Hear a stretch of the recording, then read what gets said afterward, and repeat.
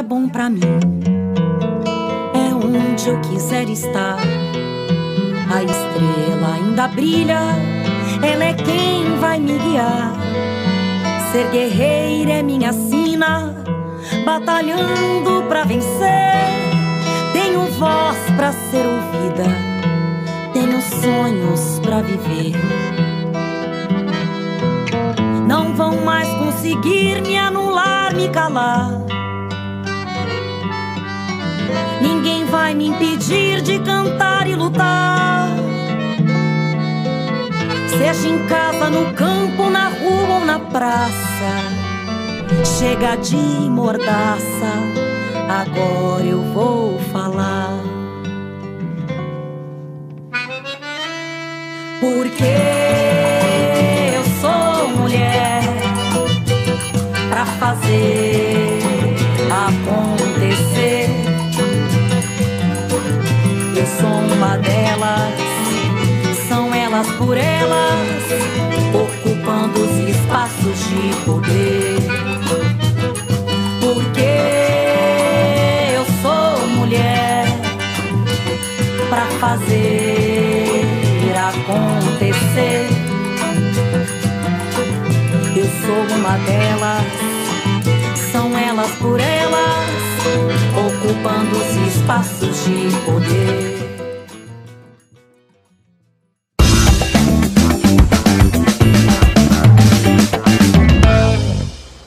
Boa tarde, sejam muito bem-vindas ao TV Elas por Elas Formação, programa do Partido das Trabalhadoras e dos Trabalhadores, feito para formar e preparar mulheres para a disputa política. Eu sou a Mariana Jacob, esse é meu sinal em Libras e nós temos encontros marcados de segunda a sexta, sempre às 16 horas, ao vivo na TV PT e na Rádio PT. No programa de hoje eu vou receber a doutora Meg Rayara, que é professora na Universidade Federal do Paraná, e Rita Quadros, cientista social e integrante do Cine Sapatão, para um papo sobre visibilidade e desigualdade na diversidade das mulheres LGBTs. Antes, nós vamos ter uma aula, a segunda aula da série que a gente está exibindo aqui, Mulheres Diversas Têm Direitos Específicos, Lésbicas, Bissexuais e Transsexuais na Resistência, ministrada pela vereadora de Florianópolis, Carla Aires. Vamos acompanhar.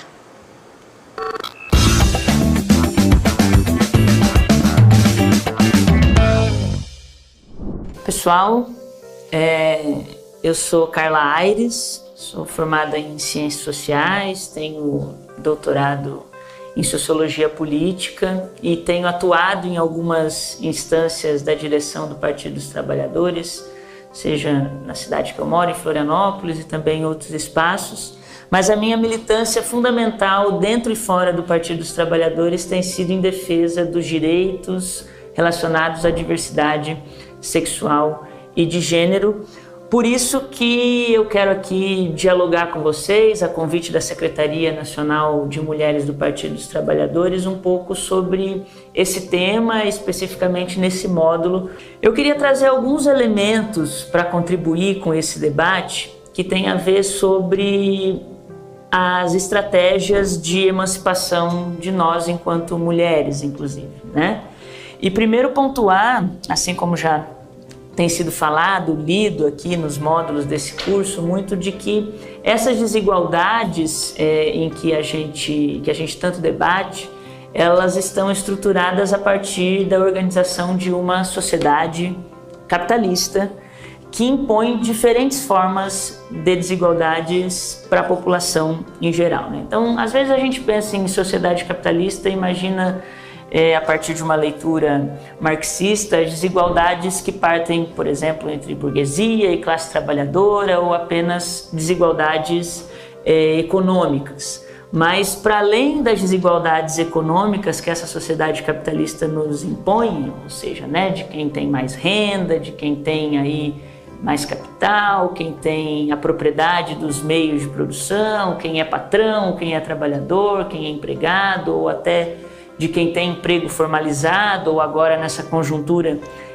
atroz de um governo ilegítimo a gente enxergar cada vez mais desempregos e desmonte de direitos, existem outras desigualdades que estruturam essa sociedade do capital. Uma desigualdade que a gente pode pontuar relacionada ao território e origem de cada um de nós. Então existem desigualdades que, por exemplo, supervalorizam a população urbana em detrimento dos direitos e da realidade do povo do campo, do povo quilombola, do povo ribeirinho.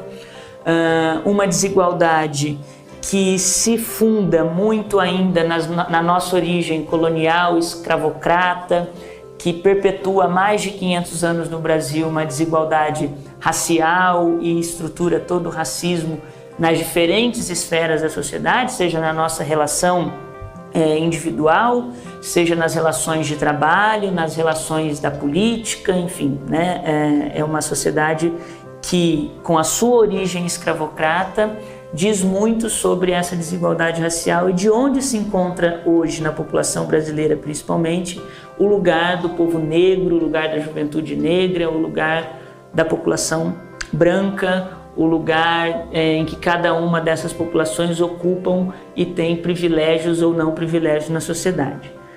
Essa sociedade também se estrutura numa desigualdade geracional, né, em que, em geral, crianças, adultos, idosos têm diferentes espaços nessa sociedade, diferentes funções e desempenham aí uma hierarquia muitas vezes não conciliada. E nós temos desigualdades referentes ao gênero, né? Homens e mulheres ocupam lugares diferentes nessa sociedade, são, como a Cime, por exemplo, destacou aqui nesse módulo, as desigualdades daquilo que é o lugar do homem, aquilo que é o lugar da mulher, os padrões, os valores, aquilo do que é entendido como homem e mulher. E como ela muito bem explicou também e discutiu os conceitos sobre identidade de gênero, né, que é aquela relação que a gente tem para dentro de nós, aquilo, do lugar que nós, enquanto indivíduo, nos enxergamos como homem e mulher, e de orientação sexual, que é a nossa relação afetiva, sexual, amorosa, para fora, né? Como nós nos relacionamos para fora. São diversas desigualdades que estruturam essa sociedade capitalista. Dados mais recentes do IBGE, por exemplo, mostram que, embora a nossa sociedade valorize muito mais homens brancos adultos, por exemplo, né, esse perfil de sujeito tem muito mais privilégio na sociedade, os dados do IBGE mais recentes mostram que 52% da sociedade brasileira é composta por mulheres, 54% da sociedade brasileira é composta por população não branca, identificadas entre negros, pardos e que não se reconhecem como pessoas brancas, e 43% dessa população tem até 30 anos de idade apenas, ou seja, quase 50% da população brasileira é uma população jovem, de acordo com a classificação do IBGE.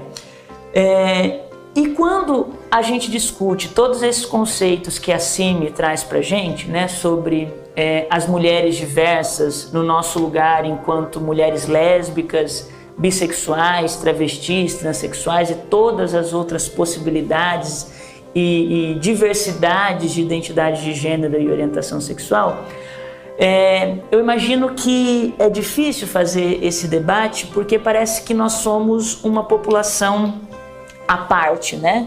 Como se fosse uma caixinha em que estivesse colocada ali a população LGBT, ou aqui no caso, nesse debate com o curso de difusão da Secretaria de Mulheres, das mulheres LGBT, né? Lésbicas, bissexuais, travestis e transexuais.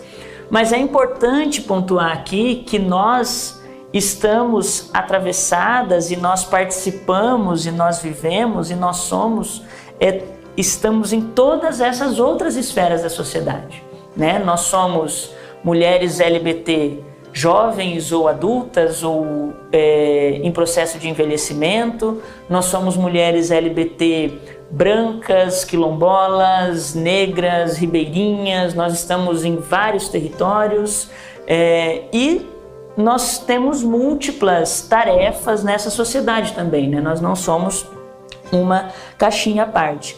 Inclusive, quando se debate esse tema, existe toda uma construção, inclusive por parte da esquerda histórica, né, de que seria um debate muito separado da classe trabalhadora. E a classe trabalhadora reflete também hoje no Brasil, em qualquer parte do mundo, muito dessa diversidade que é a própria sociedade. Então, eu também convido que a gente reflita o quanto que essa diversidade de mulheres, e daí considerando raça, orientação sexual, identidade de gênero e diversidade geracional, por exemplo, compõe a classe trabalhadora hoje. Que não é um debate separado, o debate em que a gente quer fazer sobre os direitos específicos de determinadas populações e a emancipação dos povos, né? Nós queremos debater conjuntamente o quanto que todas essas opressões impostas pela sociedade capitalista atravessam as nossas existências. Numa perspectiva mais clássica, né, de socialismo e até do marxismo, a gente poderia, por exemplo, pensar em que a opressão na sociedade capitalista ela era muito vertical, né? Aquilo que Marx, por exemplo, conceitua da burguesia em relação ao operariado ou à classe trabalhadora, sempre do patrão para o empregado, né? Uma opressão que vem de cima para baixo. Mas a gente também tem que passar a considerar que numa conjuntura e num contexto mais contemporâneo, essas opressões elas se mantêm verticais, né, de classe, mas elas estão também reproduzidas de modo horizontal. O que eu quero dizer com isso? Que entre as classes a gente também verifica opressões sendo reproduzidas. No ambiente de trabalho, muitas vezes, é difícil para a população LGBT ou para os sujeitos LGBT se assumirem enquanto LGBT no seu ambiente de trabalho e sofrerem opressão de colegas, né, muitas vezes sentado à mesa ao lado na repartição ou no ambiente de trabalho em que ocupam. Então, pensar um projeto de sociedade e pensar um feminismo que contemple o socialismo que o Partido dos Trabalhadores quer construir tem que ser considerado essas diversidades e os imbricamentos que tem tudo isso. Nós, mulheres e o próprio Partido dos Trabalhadores como um todo, ao longo dos 13 anos de governo federal que nós estivemos à frente, dos governos Lula e Dilma, mas ao longo dos mais de 30 anos que nós, petistas, experienciamos gestões em municípios, em estados, construímos uma rede de políticas públicas que tentou, em cada conjuntura, em cada contexto, contemplar essas várias diversidades da sociedade. No caso das mulheres, especificamente, a gente pode pontuar as diferentes SPMs que nós tivemos. A SPM nacional se constituiu a partir de 2003, mas nos vários municípios que nós governamos, haviam experiências, né, de secretarias específicas para as mulheres. A CIMI aqui pontuou as conquistas da Lei Maria da Penha, nós tivemos políticas específicas para juventudes. No caso do povo negro, mais enraizada a questão das cotas, por exemplo, nas universidades e uma série de outras ações. E as nossas gestões também considerou um conjunto de políticas que abarca a realidade da nossa população, dessa diversidade que somos nós enquanto mulheres LGBT. Por que a gente está tentando discutir aqui, né, que essa vulnerabilidade que essa população específica sofre, ela se intensifica e se reproduz pelos padrões que essa sociedade capitalista impõe para todos nós, né? Continuando e tentando exemplificar um pouco mais do que foi dito, essa sociedade capitalista valoriza homens em detrimento das mulheres no espaço público, por exemplo, né? O lugar dos homens na política, da mulher recatada, do lar, em casa, né? O ser humano adulto ele é muito mais capacitado para desempenhar determinadas funções na sociedade. A própria heterossexualidade ela é um valor e um padrão reproduzido pela sociedade capitalista e interessa a essa sociedade para que a heterossexualidade reproduza mão de obra trabalhadora, né? Então, quando a gente discute as possibilidades de relacionamento de várias relações, né, que não perpassem por essa configuração de família heterossexual, né, em que você tem um homem padrão, uma mulher padrão e a reprodução de filhos, atravessa várias coisas, inclusive já discutidas aqui.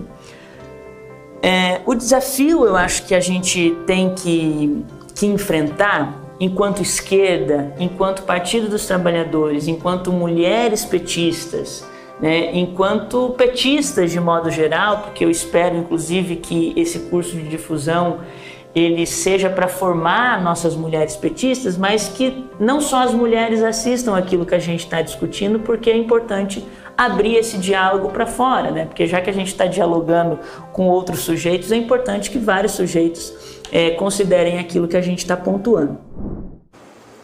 É muito importante a fala da Carla Aires falando sobre a diversidade das mulheres LGBTs.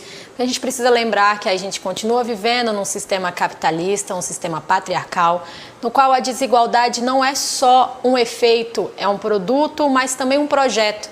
Os grupos sempre excluídos, as minorias sempre excluídas, ficam cada vez mais sem acesso aos direitos, e o caso das mulheres LGBTs, assim como com a população negra e com a população pobre desse país, não é diferente. E a gente precisa muito falar desse tema. E não esquece que essa aula é a segunda dessa série histórica e a primeira está disponível na nossa playlist aqui no YouTube e também no podcast Elas por Elas Formação no Spotify. Para conversar sobre esse tema de hoje, nós temos convidadas especiais, a doutora Meg Hayara, que é da Universidade Federal do Paraná, e também Rita Quadros, socióloga, cientista social, que é do Cine Sapatão. Muito bem-vindas, obrigada pela presença na TV Elas por Elas. Eu quero começar já falando com a professora a doutora Meg Hayara, que já é conhecida por ter aí os seus desfiles na Universidade Federal do Paraná, uma mulher negra, uma mulher que está ali travesti negra, dentro de uma universidade, doutora, e como é estar nesse espaço, numa academia que é historicamente ocupada pela elite, pelo homem, pela população majoritariamente cis e branca. Conta da sua experiência para a gente. Bom, Mariana, boa tarde, eu quero agradecer o convite. Né? Assim, eu moro em Curitiba, é uma cidade que tem esse...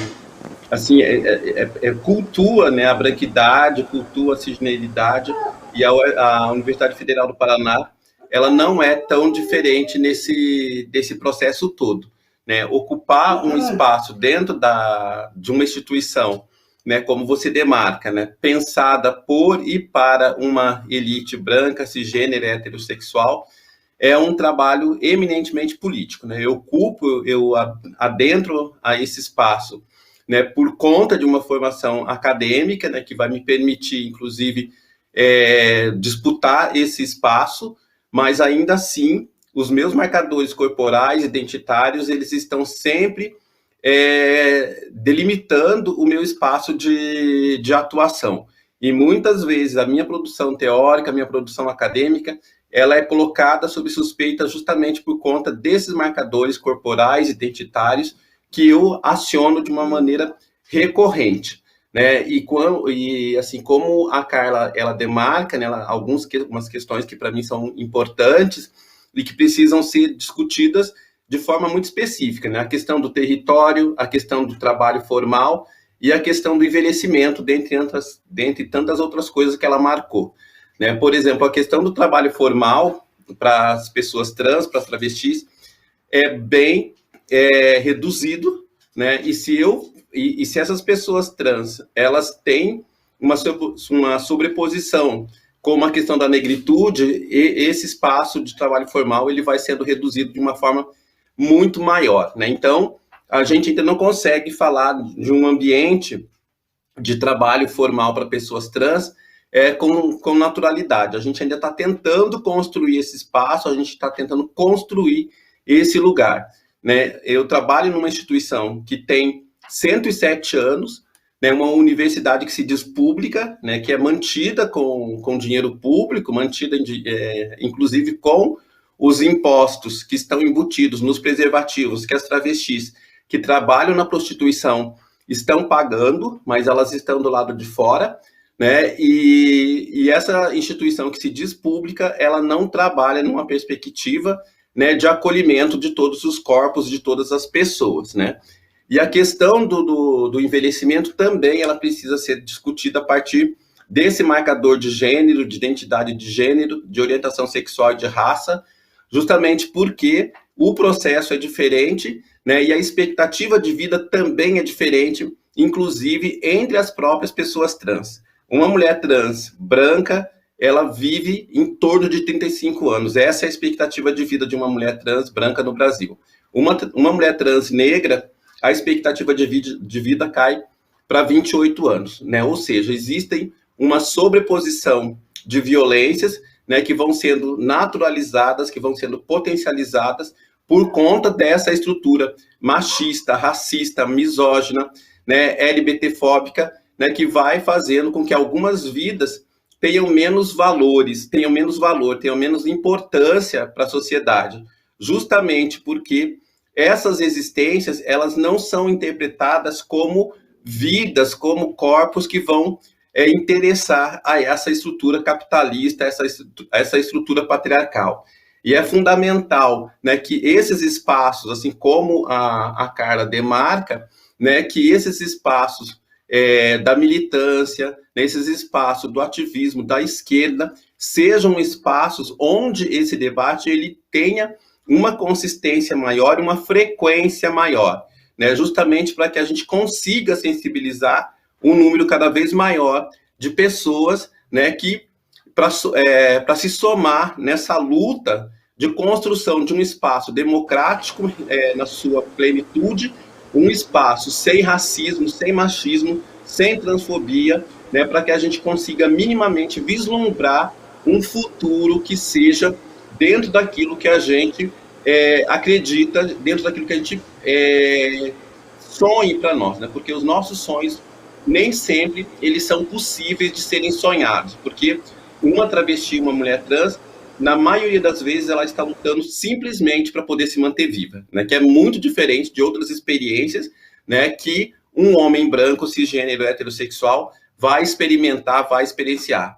Basta a gente olhar para o quadro docente das nossas instituições de nível superior pública para a gente ver a disparidade de gênero e de raça nesses lugares. Então, eu sou a única pessoa trans a trabalhar na Universidade Federal do Paraná.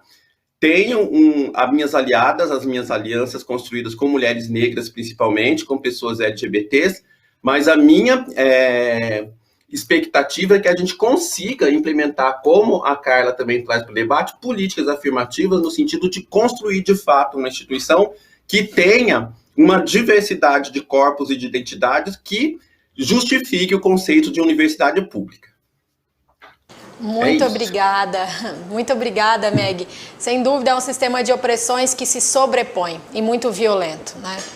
Eu quero aproveitar que você falou das pautas da esquerda e aproveitar a presença da Rita, que é uma militante histórica do partido, que brigou muito para que essa pauta tivesse visibilidade. E eu queria ouvi-la, se há avanço ou não na ocupação política pelas mulheres LGBTs, como você tem visto os últimos anos, as últimas eleições. Qual a sua análise, Rita? Olha, primeiro, super agradecer a possibilidade de ouvir a Carla, a Rayara, né, que refletem muito o percurso, né? Eu, como militante do PT, eu acho que a memória é o que fortalece a luta, né? É o que nos ajuda a caminhar, né? Então, ouvindo ambas, eu fiquei lembrando do que foi no início da década de 90, a gente constituir no PT o núcleo de gays e lésbicas, era o NGL-PT, veja bem, constituído aqui em São Paulo, e pensar que era o primeiro partido de esquerda, no período pós-ditadura, a ter esse espaço, né? Então, assim, o PT ele dá um passo extremamente importante nesse sentido, porque até então a gente tinha, né, eu fui para o PT aos 18 anos, né,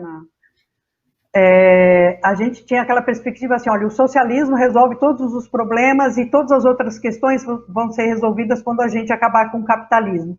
E no percurso a gente percebe que só é possível, né, fazer uma transformação se a gente introduzir essas pautas. Não é possível, né, fazer uma transformação social sem falar sobre, sem uma perspectiva feminista, né, sem falar sobre racismo, sem falar sobre desigualdade social, sem falar sobre a importância da educação, sem falar do direito à saúde e à moradia, e de que maneira, né, essas questões atravessam a vida da população LGBT, né? Eu acho que, penso que quando a gente olha para a maneira como essas coisas acontecem dentro do próprio partido, né, os avanços, né, as barreiras que foram enfrentadas, inclusive para que o Partido dos Trabalhadores assumissem de fato essa pauta, que ela tivesse uma importância,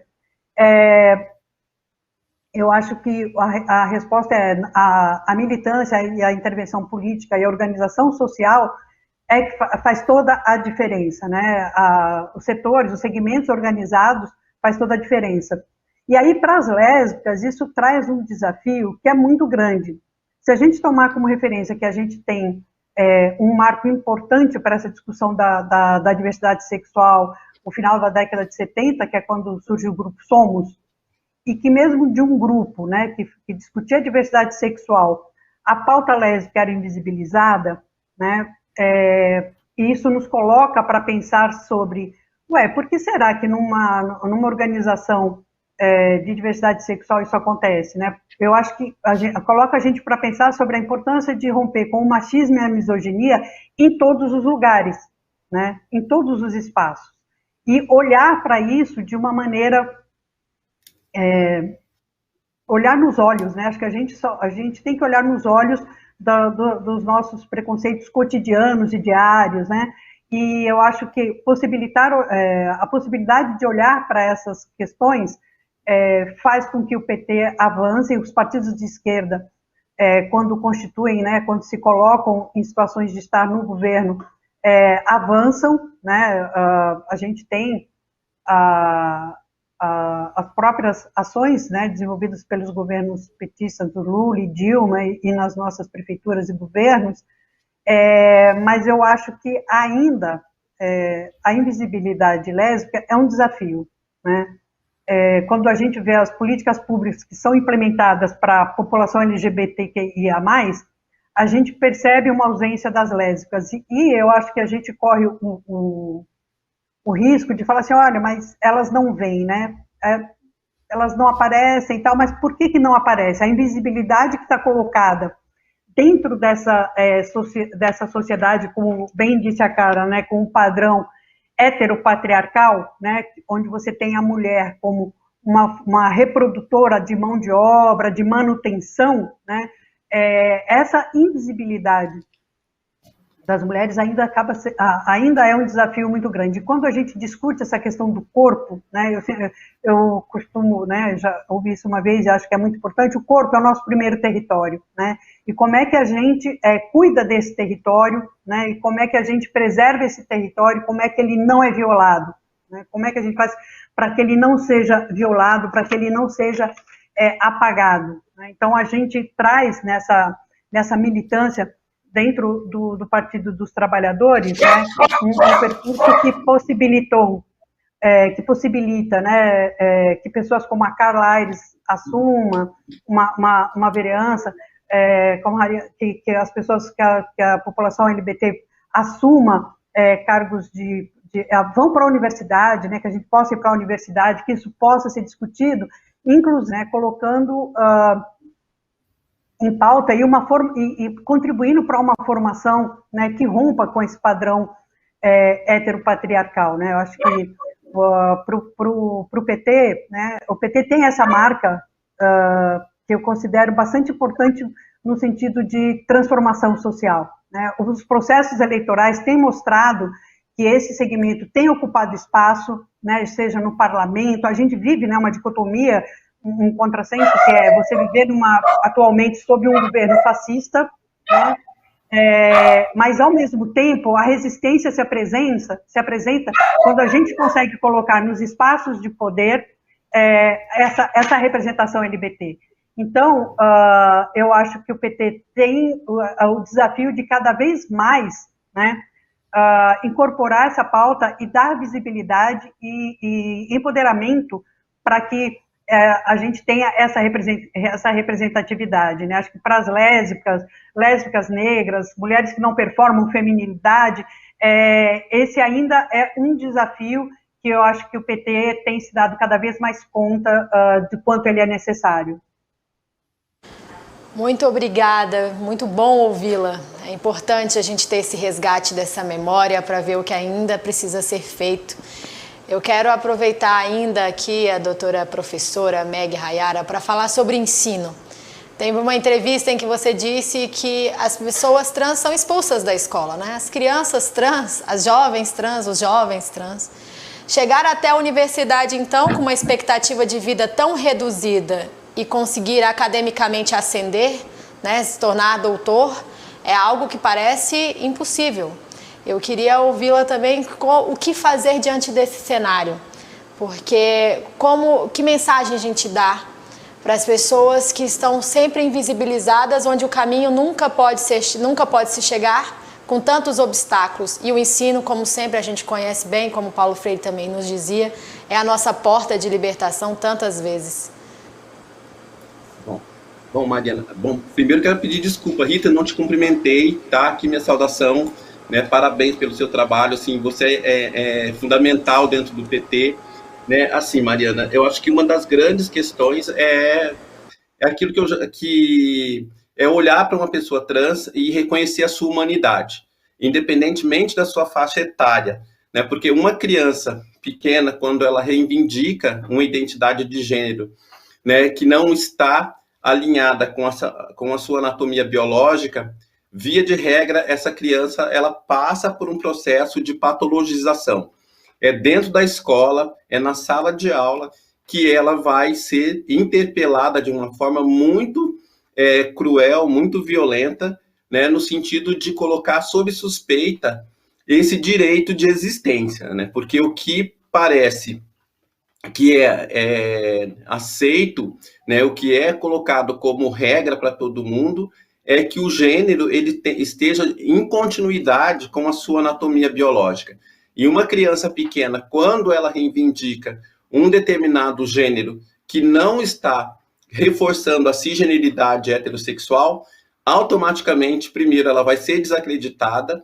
As pessoas adultas, né, porque a gente vive numa sociedade adulto-centrada, vai questionar essa criança e vai tentar convencê-la de que ela está equivocada, né, e que ela precisa performar um gênero que reforce, né, essa cisgeneridade heteroatribuída, né, e uma cisgeneridade e um gênero atribuído, inclusive, antes do nascimento, né, a partir do momento, né, que uma gestante ou um gestante, pensando também nos homens trans que podem e têm direito a engravidarem, né, quando essa criança ela tem esse feto, tem o seu sexo biológico identificado, automaticamente já se cria uma expectativa em relação àquele corpo. Se escolhe um nome, se determina quais os papéis sociais que esse corpo, né, que essa pessoa vai desempenhar.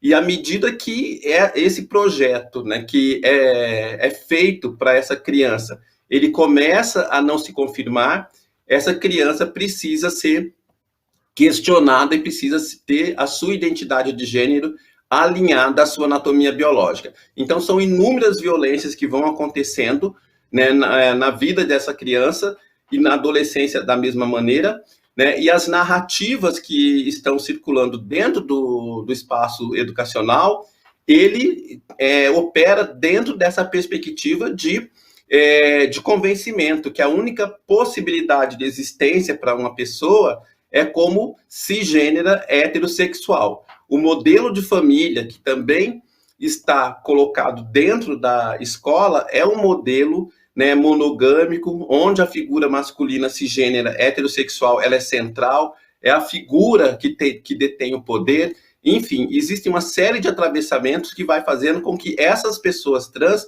não se sintam parte desse lugar, né? E eu não consigo conceber, não consigo concordar com pesquisas sobre educação que utilizam o conceito de evasão escolar, né? Porque ninguém evade de um espaço onde está sendo respeitada. E quando a gente vai fazer um mapeamento a respeito do trajeto escolar de pessoas trans, de meninas masculinizadas, de meninos feminilizados, de pessoas negras como um todo, existe uma série de dispositivos em operação dentro do sistema educacional que vai produzindo a expulsão compulsória dessas pessoas, né? Porque essas pessoas não são bem-vindas, né? E tem uma relação muito estreita com o mercado formal de trabalho, né? Que corpos podem ser docilizados, né, e assim, aproveitados como peça de reprodução, como peça de reposição, né, para dentro dessa estrutura capitalista, né? E esses corpos, eles não são os corpos que merecem o investimento. Então, toda criança, todo adolescente, né, trans, todo adolescente que não se enquadra dentro de um padrão considerado normativo, ele não vai merecer o investimento da sociedade escolar, porque a escola ela duvida da capacidade dessas pessoas, né? E no meu caso, né, eu venho do interior do Paraná, eu cresci numa cidade pequena, numa família numerosa, uma família muito pobre. Eu tenho 4 irmãos e 2 irmãs. Meu pai foi assassinado quando eu tinha 12 anos. Minha mãe, ela ficou pouquíssimo tempo na escola. Ela trabalhava como lavadeira, ela tinha uma série de trabalhos que eram mal remunerados para poder garantir minimamente o sustento da casa, junto com os meus irmãos e as minhas irmãs mais velhas, né? Eu comecei também a trabalhar muito cedo, mas não havia, não só na minha casa, mas em todo o entorno, em todo o bairro onde eu cresci, né, um investimento em educação, né? Quando nós completávamos em torno de 12, 13, 14 anos, a maioria das pessoas já haviam abandonado a escola justamente para ocupar um lugar, né, como mão de obra barata. E eu fui entendendo que eu tinha que, de alguma forma, subverter essa norma. Mesmo a escola não me querendo, mesmo a escola me tratando de uma forma muito violenta, de uma forma muito assim, depreciativa, porque meu corpo não era hegemônico, eu era informada que a formação escolar ela tinha um valor, né? E foi dentro de uma resistência, foi dentro de uma luta cotidiana para me manter dentro desse espaço que eu vou me construindo. E uma luta muito solitária, porque eu não tinha exemplos de pessoas trans que haviam conseguido formação acadêmica.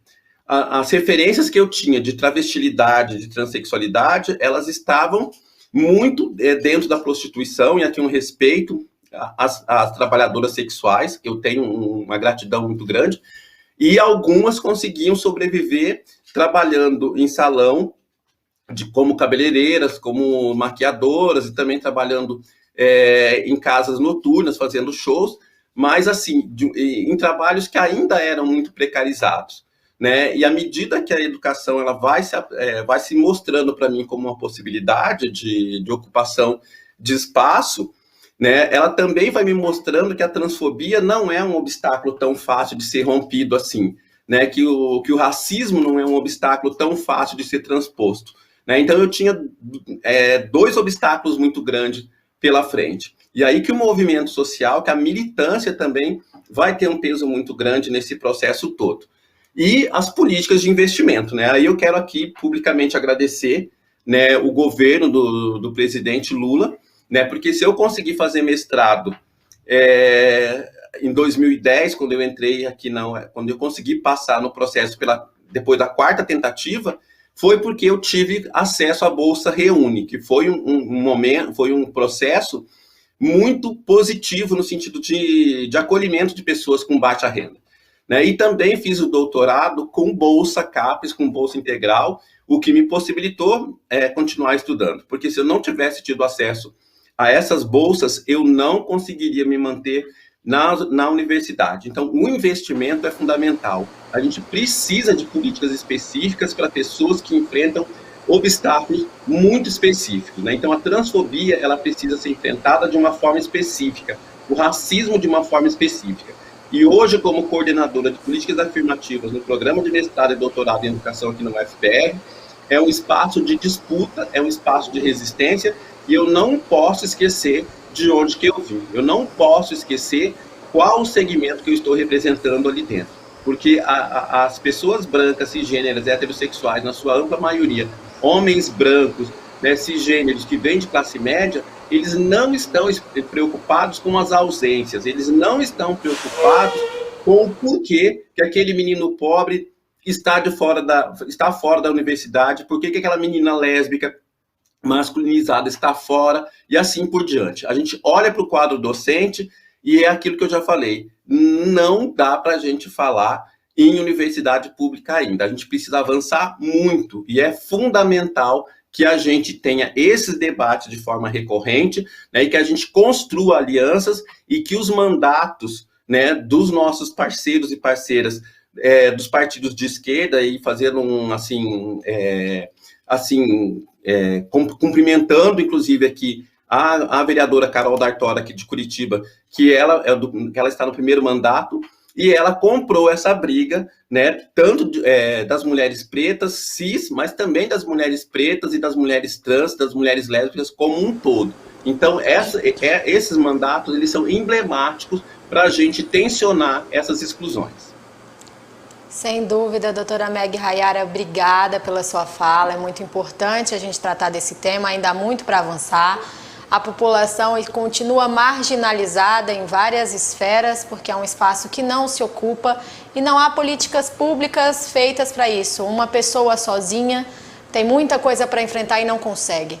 E é por isso que eu queria terminar aqui ouvindo a nossa Rita, para a gente falar aqui de uma coisa muito importante. Políticas públicas são feitas pelos que detêm o poder.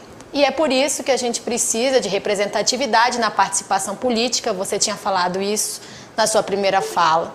E a gente viu que muitas já avançaram, nós temos vereadoras como a Carla Aires, nas últimas eleições muitas, né, foram candidatas, muitas foram até eleitas, mas junto com isso também a violência política subiu. Né? Assim como a transfobia, o machismo, o sexismo, o racismo, todas essas violências atravessadas. E uma vez que isso acontece, afasta mais ainda. Né? E a gente precisa destas pessoas diversas para ter políticas públicas diversas. Então eu queria ouvi-la, o que você acha, o que dá para fazer, o que temos que fazer para conseguir ocupar esse espaço.